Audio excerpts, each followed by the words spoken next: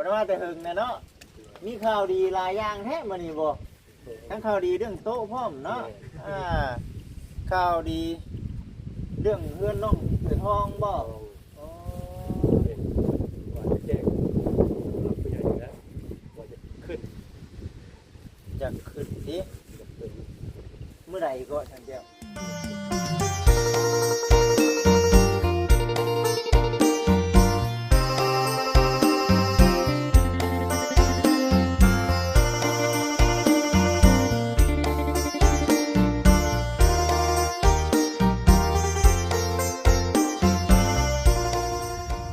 ลมหนาวพี่น้องเอ้ยเนาะ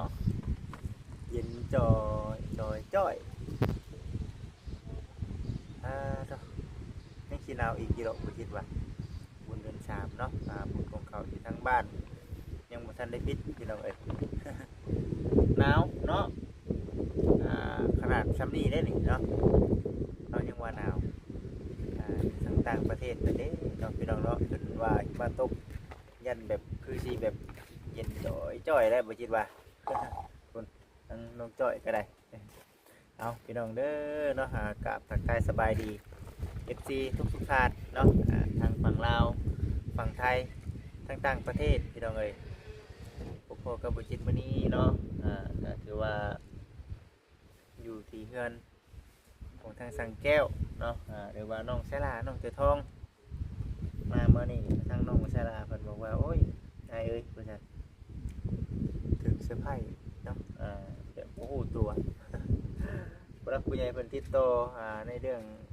ค่าขายโต๊ะตั้งนี่แหละเอามาให้ประชาชนพี่น้องเลยจิตว่าอยู่เนาะอ๋อโต๊ะบ่คือจัดชุดใหญ่แท้โต๊ะตั้งนี่เนาะงามแท้นี่ว่านะพี่น้องเลยอยู่เพื่อนน้องชายล่ะตอนนี้ก็ได้พุ่นทางน้องชายล่ะเอาน้องชายล่ะสบายดีอ๋อคักเนาะวันนี้เนาะโดนเซอร์ไพรส์วันนี้ เซอร์ไพรส์บ่โดยตอนนี้กำลังงานนิดเวียกเมียนอนามัยอยู่บ่ฮู้ซำนั้นบ่ฮู้ซำนั้นว่าสิได้ของขวัญนี่เนาะโดยไปให้ของขวัญปีใหม่เพิ่นว่าของขวัญปีใหม่เนาะโดยของขวัญปีใหม่เป็นเครื่องหมายหรือว่านั่งกินข้าวแม่นทนทานเฮิงอีกได้นี่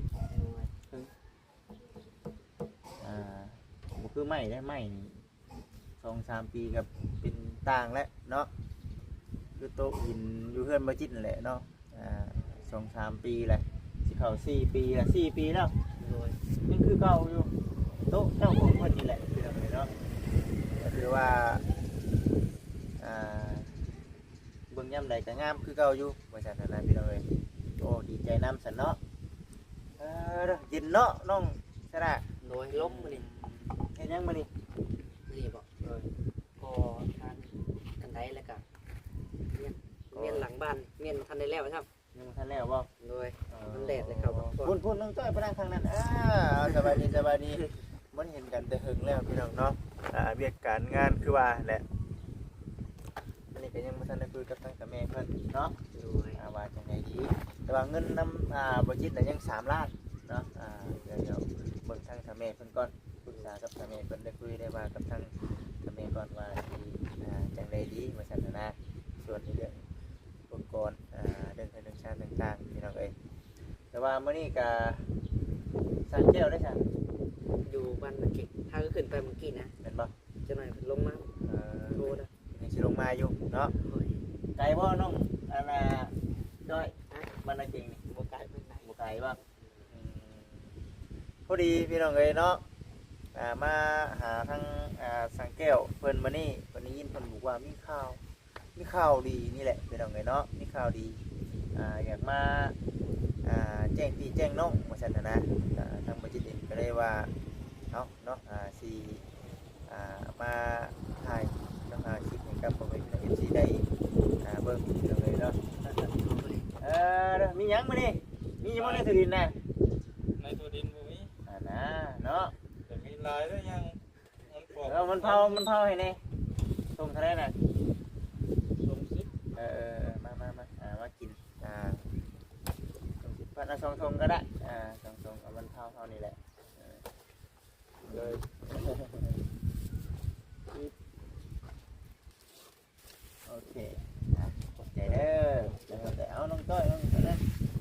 ดูได้เฮาน่ะได้กินแบบนี้ดูแล้วพี่น้องเอ้ยเนาะนี่ดูได้นั่งลองโตใหม่เนาะ ลองตัวใหม่ ลองโตใหม่พี่น้องเอ้ยเนาะมาคุยกันก่อนคือว่าเฮ็ดเพื่อนนั่นบ่เพื่อนบ่ทงพอบ่ทงบ่ เขาผ่าแป้ง ผาแป้ง โดยที่แล้วแล้วล่ะมื้อนี้ก็แล้วแหละ ผาแป้งน่ะเป็นยังไงก็มันเป็นแบบเราซื้อเองบ่หรือว่า เพิ่นซื้อน้ บ่ ำเขาทางผู้ใหญ่น้ำ ยังไงเพิ่นช่วยน้ำพร้อมเป็นบ่โอ้ยังโชคดีได้เนาะ โดยผู้ใหญ่เพิ่นเพิ่มเติมเข้ามา โชคดีแล้วฉันผู้ใหญ่เงินมือเข้ามาซอยพี่น้องเอ้ยใกล้เลยจักใกล้สิแล้วแหละ แล้วมื้อนี้ก็เขาผ่าแป้ง ผาแป้งแล้วมื้อนี้ โดยติดบานล่ะยังบานประตูเรามีแล้วซื้อแล้วบานประตู บัตรประตูก็มีบ่แล้ว โดยผู้ใหญ่เพิ่นซื้อให้ประตู ฝนบ่พาใส่หัวได้บัดนี้เนาะ โดย ได้ยิน บ่ได้ลบผลแล้วบัด แม่ได้ยินเพิ่นว่าโอ้ยเนาะบนผักบนเซาเวลาพาลมฝนตกมานี่เล่นใต้เหนืออยู่ประชันนะพี่น้องเอ้ย โดย ดีแล้วปีใหม่เนาะมีแต่สิ่งดีๆพี่น้องเอ้ยเนาะเข้ามาปี2026ได้ได้พี่น้องเอ้ยบาดนี้ก็ได้เนาะอยู่ดีมีแห้งเบิดทุกผู้ทุกคนเด้อพี่น้องเด้อเนาะปีใหม่เอาไปดินอยู่ใช้อยู่เพื่อนเองว่าเขาลาวอยู่เพื่อนเองแล้วว่า โดย พี่น้องเอ้ย ซื้อคือผลคืออย่างกินในครอบครัว แม่ต้องแนะนำได้เนาะเพราะว่าโดนเสื้อเนาะปีหนึงมีเท่านึงว่าอะไรก็ได้ปีหนึงมีเท่านึง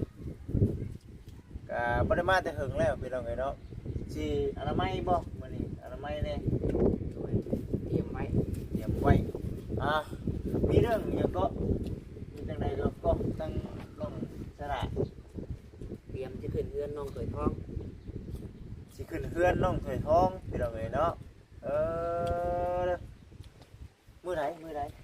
จังว่านี่ถามน้องพ่อก่อน ต้องถามทั้งพ่อ โดยมันหามือหายามมือใดมือมันดีมันงามก็ขึ้นหลังจากขึ้นเรือนขึ้นอย่างแล้วนะครับยังมีอีกอยู่ มีงานใหญ่อีก โดย เอาแล้ว เฮ็ดบุญ บุญยังไง อาป้า ป้า โดย บุญป้าแล้วคือเป็นจังได๋มันสิเฮ็ดอยู่นี่บ่หรือว่า เฮ็ดอยู่ที่นี่แล้วก็เฮาแห่ลงไปวัดแห่ไปวัดอยู่วัด มาตั้งอยู่นี่แต่ว่ามื้อขึ้นเพื่อนน้องตือทองนี่สิเป็นมื้อใดนี่เดียวทั้งเที่ยงมาก่อนซะเนาะ โดย เดี๋ยวเฮาสิถามไทยเบิ่งก่อนกันพี่น้องเอ้ยเนาะว่าสิเฮ็ดป้าเนาะ โดย ป้ามาจากทางไหนก่อนมาอยู่ วัดมาทางไหนทางไหน ไทยว่าไทยบ่รู้ว่าจะหาเรื่องบ่เข้าใจ เด้อ การบ่เข้าใจ บ่เข้าใจ เข้าใจเดี๋ยว ส สิ บาย ถาม เฮ็ดเลยจ้ะ เนาะ นั่นนี่นะวัดนี่สวนเฮ็ดเดี๋ยวมันบ้านใหญ่ เอาวันนี้เนาะย่างบ่นี่นะ จังว่าย่างเขาว่า คนไหนเนาะก็บ่ได้ไกลกันปานใดพี่น้อง ไป เอ้ย ไหนไปไหนทำปลาตัวนี้นอน ว่าสิหาเงินเข้าวัดเอาเฮ็ดประตูคุมน้ำพร้อมเนาะจักบ่คิดแล้วเนาะไปคิดอยู่ ครึ่ง ไม่พอได้ไหม ฮอดบ่หาสิเอาบ่ฮอดบ้าน30ไม่ยังขึ้นบ่แล้ว ไม่ยังบ่ได้เลยดิ ไม่ยังบ่มีไม่ยังบ่พอ ไม่แหละพี่น้องเอ้ยเฮ็ดหยังก็ย่างน้ำเงินมาค้ำเนาะ โดย แต่เงินคำมีเนี่ยแป๊บเดียวพี่น้องเนาะบ่ฮอดปี2 ปีซ้ำเนาะอันนี้มันชาน้ำไหม้แม่นบ่ ไม่เงินเท่าไหร่เลย แม่นอยู่แม่นอยู่บ่เกี่ยวกับไหม้เนาะ โดยมีเงินก็คือมีไม่เลย แม่นเอาไว้เนาะเรื่องความน้องเพิ่นว่าเรื่องไหม้น่ะมีอยู่แล้วพี่น้องเอ้ยเนาะ ไปเอาเท่าไหร่ก็ได้ แม่นแต่เงินนี่แหละเนาะเงินนี่แหละแม่นความน้องเพิ่นว่า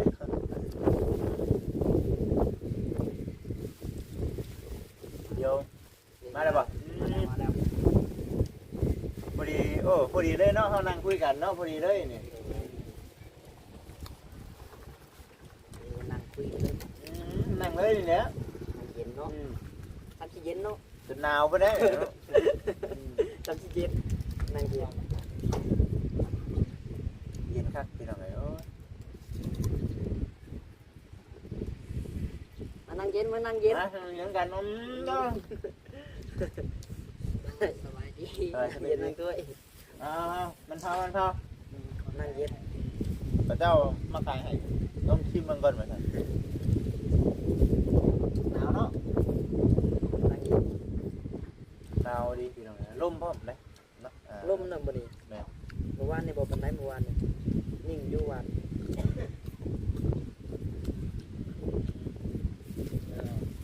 ประกันเจ็บ มองแล้วอยู่นี่สังเกตเอ้ยมองแล้วอยู่นี่วะ ลมเนาะ น้องจะมานั่งทางนี้ก็ได้ให้ทางสังเกตมันนั่งใกล้ๆน้องกระดาษสวัสดีเลยสบายดีต้องไปเลยก่อน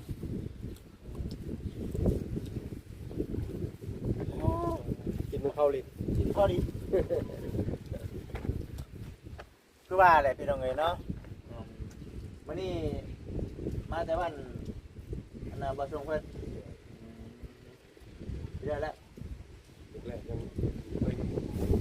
ถ้าเราไฟฟ้ายังว่ากระไดบานประตู บ่กระจายพร้อมบ่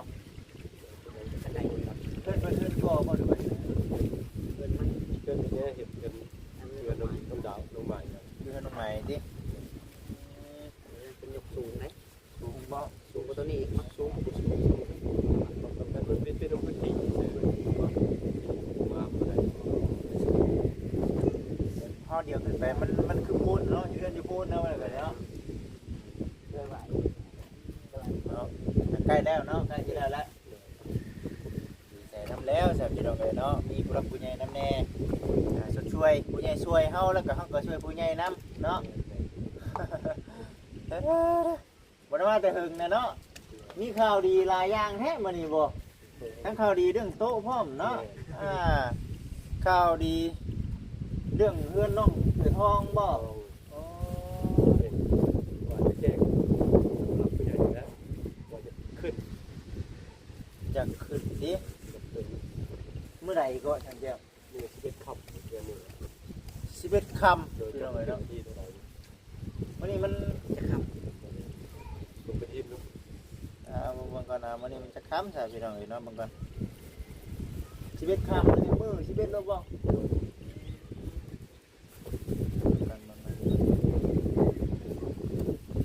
อันนี้3ค่ำได้ดิ3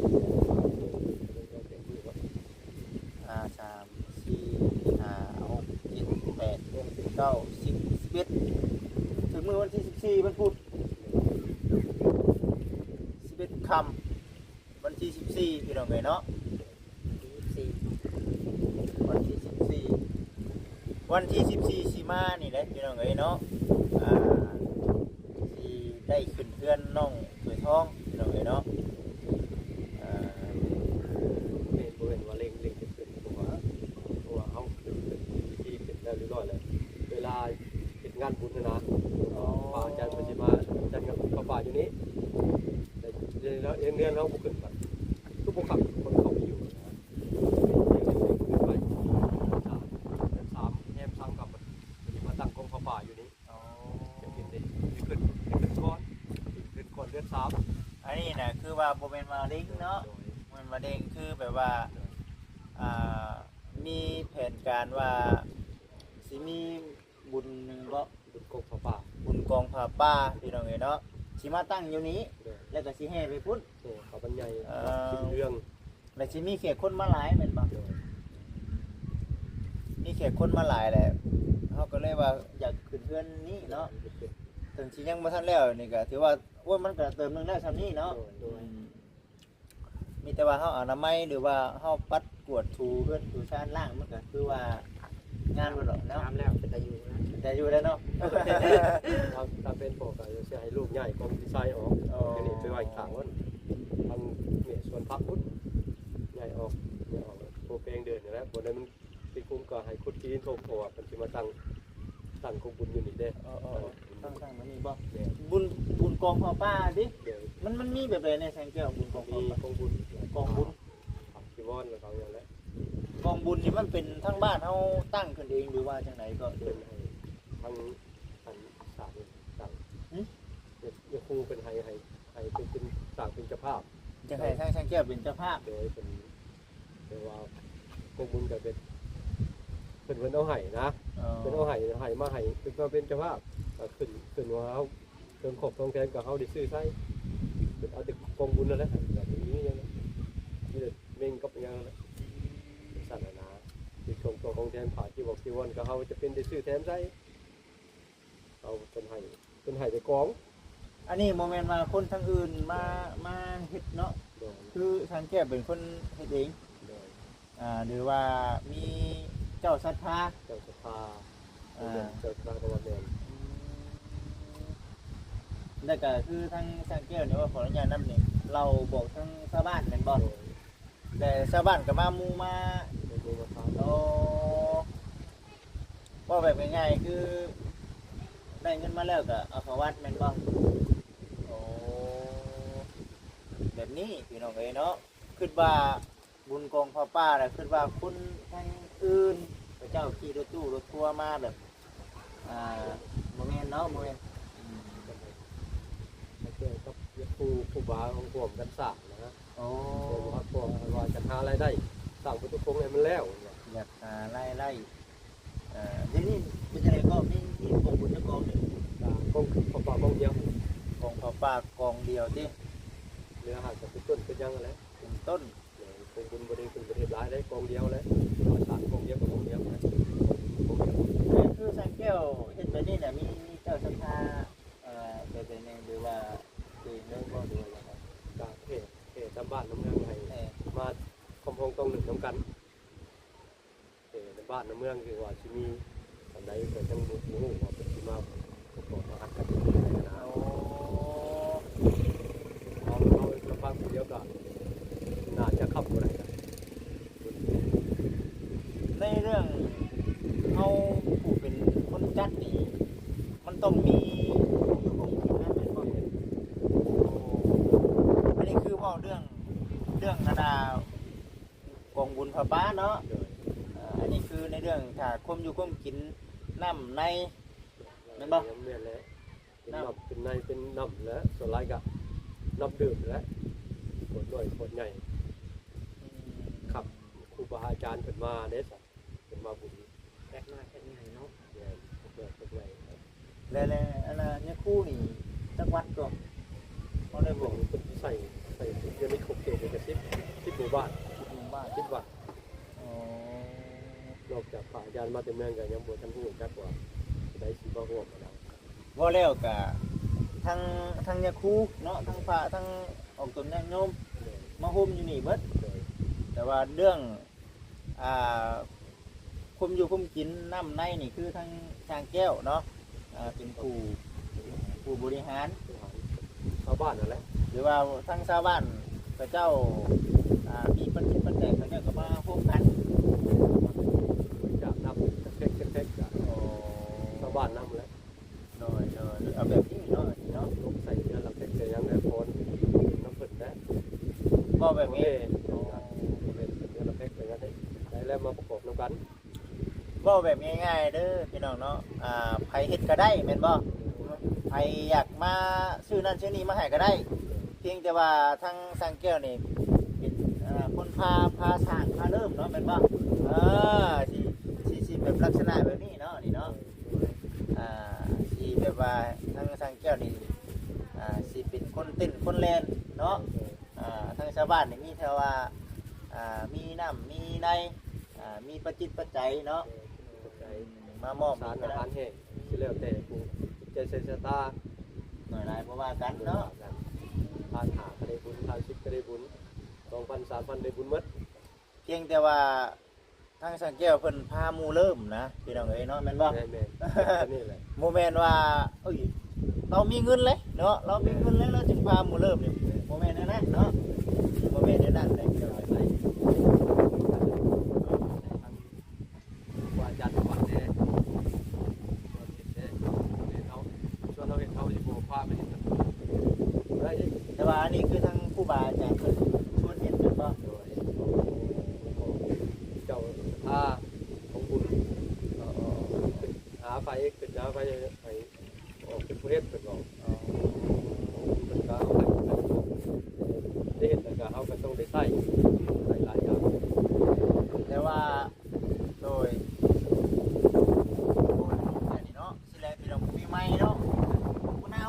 สือกันยาวไปเนาะคำมะนาวนะไปลูกสือกันยาวก่อนเนาะหนาวก็จอดอยู่ในพี่น้องเอ้ยเนาะอย่าว่าหนาวซะแล้วโอ้โดยพี่น้องเอ้ยคือว่าประเด็นหลักๆใจประจงแท้น่ะคืออยากหาเงินมาสั่งประตูคุกวัดก็เดี๋ยวโดยแต่ว่าประตูคงนี่มีไฟในคุณภาพเนี่ย เป็นยังมีสภาพที่เขาจังนะที่เป็นคนมาโม่เป็นเล็กน้อยอย่างนั้นร้อยเหรียญกับนี้ก็จะต้องดับประเด็นอายุ200นี่แหละประมาณนี้แหละมีชาวบ้านนะบอกประตูกันโยมกันมาบ้านโซลาเซลล์คนละได้ก็มีนะคนละเซลล์คนยังโดยหลายคนไม่ไปหลายมือเสร็จแล้ว ก็สิอยากพากันเฮ็ดนาของบุญป้านี่อยากหาเงินพี่น้องเนาะ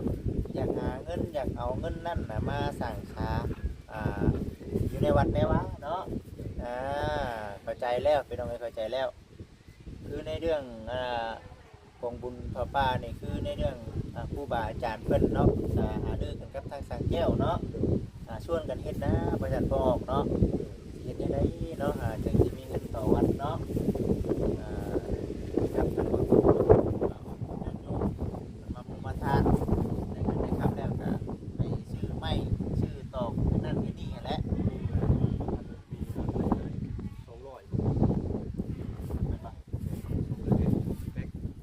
อันแหละ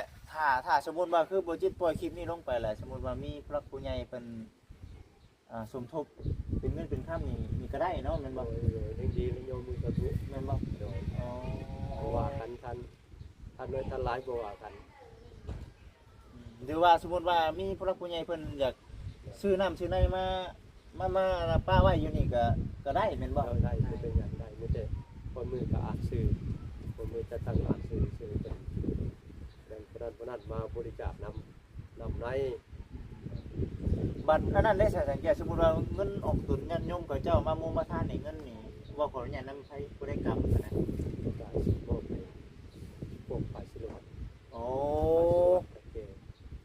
ฝ่ายศิลวัตเขาเก่บ้านนั่นแหละทางบ้านเนาะเป็นกรรมจะเลิกบุญแล้วก็ไปสรุปตรงกันว่าได้เท่าไหร่ได้เท่าไหร่แยกสิ้นเปลืองเท่าไหร่เดี๋ยวนั้นนะได้เอกสารเขาเอกสารมันเท่าไหร่ถามคืนเอกสารเรื่องนี้แหละเนี่ยอะไรกันบ่ได้กับบริเวณว่าทางจะจำเนาะบ่แม่นที่นั่นเลยเนาะแต่ว่าคือเอาให้ผู้หลักผู้ใหญ่ในบ้านโน่นน่ะนะเนาะบ้านเลยเพราะว่าทางชาวบ้านเด้พี่น้องเนาะร่วมร่วมใจกันพากันเฮ็ดเข้าใจแล้วพี่น้องเอ้ยเข้าใจแล้วบัดนี้ก็ได้คือในเรื่องน้ำเรื่องในเนี่ยสมมุติว่าหลายๆคนเนาะหลายๆคนมาแหละคือเฮาผู้พาเฮ็ดที่นี่เฮาสิเอาเงินได้เริ่มต้นจากการซื้อก่อนหรือว่าเอาเงินคนมามุงมาทานหรือว่าซื้อทำไมแม่นซื้อมาไฟมามันเลยแม่นบ่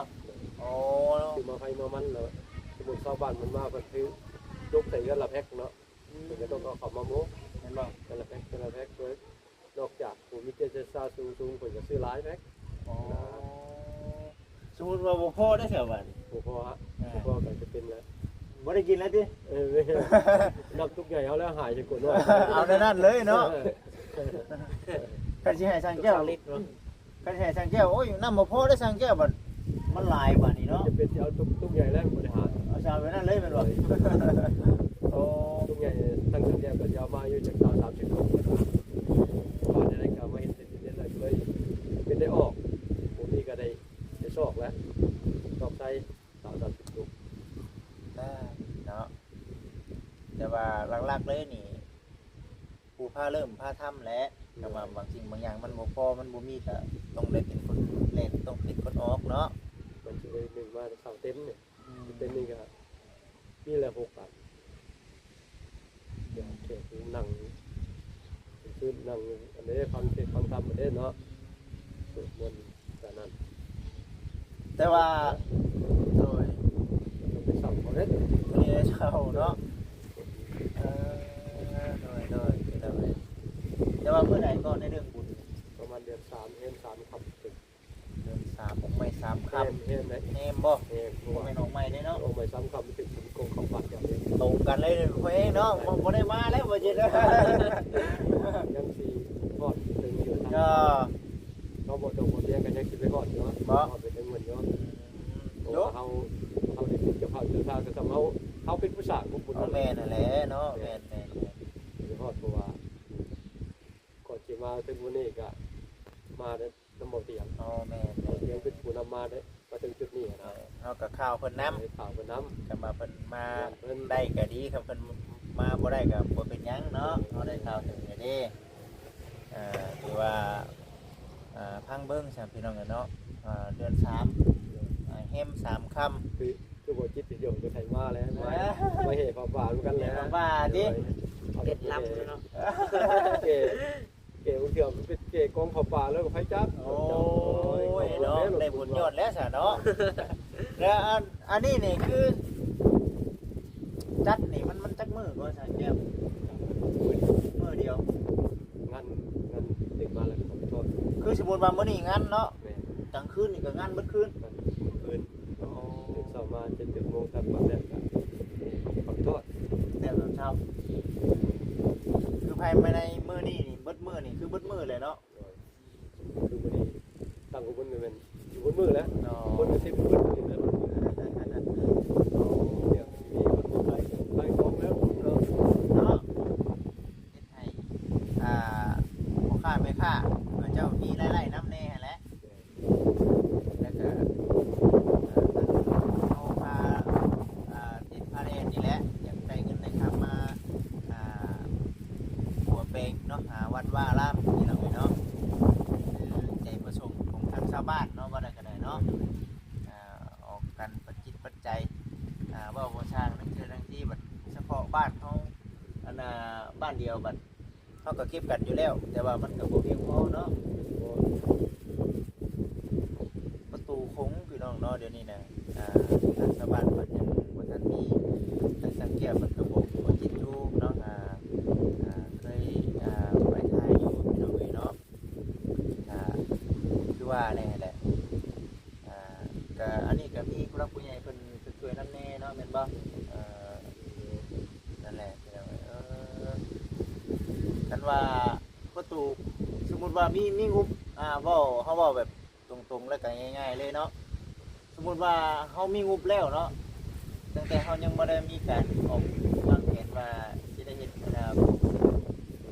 มานี่สมมุติว่าเฮามีแล้วเฮาอาจสิบ่ได้เฮ็ดเนาะแม่นบ่กันว่าเฮามีเงินแล้วเฮาอาจสิบ่ได้เฮ็ดมีกันเนาะแล้วไปเลย เลยจะว่าจะร้องมาเดียวแล้ว อ่า ในชีวิตเขาก็สบายในมุมแล้วยังเขาเจ้าสภาพกันเอง เขาตามกัน เจ้าตัวผ้า กันงานอยู่แล้วคือเจ้าสภาพกันเองเจ้าบ้านยังตันหัวไฟสีมาเป็นเจ้าของ บ่เพลงได้ได้หยอดตัวผ้าตาที่เก่ายอดอะไร เมื่อตะกี้แสดงว่าบ่จิตเคยทำหน้าที่เป็นเจ้าภาพบุญในทั้งวัดทั้งพุ่นแหละมีแต่บ้าง8 9หรือว่า10พุ่น3ยอดบ่เป็น9ล้านหรือว่า10ล้านพุ่นแหละป่ะประมาณนี้แหละ 3 ยอดอะไร คำว่าบ่จิตจำบ่ผิดพี่น้องมันเพลงได้ เนาะ แต่ว่าจังแรกเดี๋ยวนี้ถือว่ามันบ่คือกันแต่ว่าบ่จิตจำผิดมันหันมาเพลงพุ่นนะ เด็ก บ่ตอนนั้นคือเอาพุ่นแหละ ต้องเล็ก เห็นป่ะแต่ว่าเฮ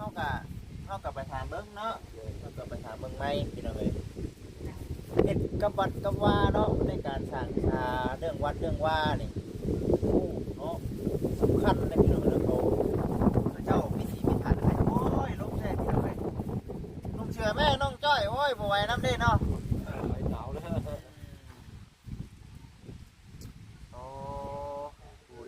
พี่น้องเอ้ยห่างจากขึ้นเพื่อนน้องเป็นห้องกันเติมบ่เติมเนาะตอนแรกจังไดก็ตามแต่ขึ้นเพื่อนน้องถือทองให้แล้วก่อนเนาะนี่อย่างแน่นะถือทองยังบ่ทันมีหยังเลย น้ำในแหละอันนี้คือเว้าเรื่องการขึ้นเพื่อนน้องถือทองเนาะมีสาดเสื้อมอนมุ้งน้ำในเนาะส่วนของต่างๆนี่ก็บางทีมันยากจะเอาไถเนาะเป็นยากเพราะว่าตัวปัญหาพวกนี้ก็ยังบ่ทันมีตอนนี้ก็ยังบ่ทันแล้วเทื่อหรอกพี่น้องเพิ่นซั่นน้องถือทองก็ได้ยังได้4นั่นแหละแต่ว่าก็สำเร็จก็โอเคแล้วบ่ซั่นมีแต่ว่าสิใหญ่กว่าใช่ได้ปะใช่ปัดเกี่ยงให้มันแปดเนาะเต็มเบิดแล้วแถวนี้เนาะรถลากก็จะเอามานี่ก็เต็มเบิดแล้วเอาสักพี่น้องเอ้ยคือสีแนวนี้แหละซะเนาะหรือว่ามีหยังเพิ่มเติมบ่หรือว่าเอาหมดแล้วเนาะ